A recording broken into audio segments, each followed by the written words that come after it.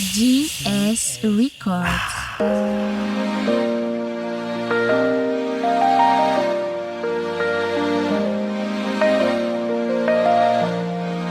Keep it on the beat.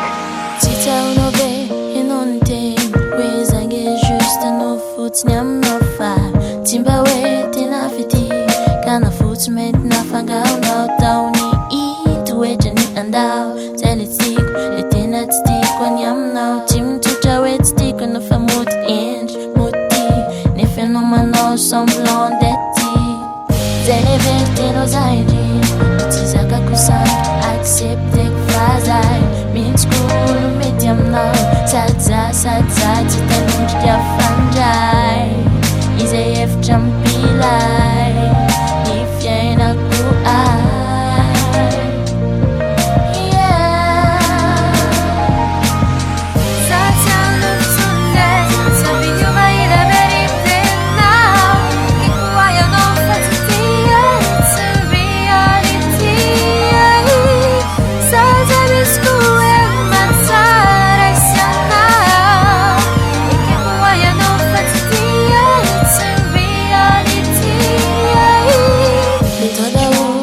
Çeret zomba faz ni funal sang fita kan sejinha Tifti avião puno oku deveria Tena ver mi twaza Ne fatapa no fizo tena love betam no Yalo kuti met mi ala fam shema mikja Towe tena tibeana Keep it on the beat.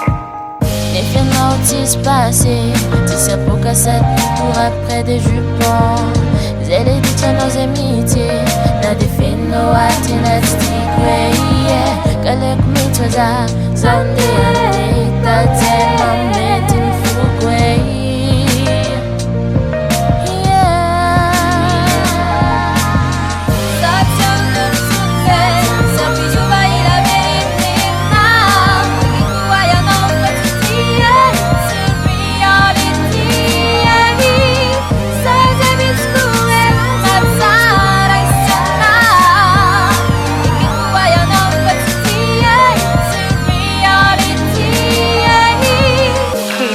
On the beat. Ok, je me dis que ça dit, c'est la réalité.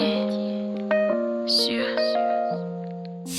GS Records.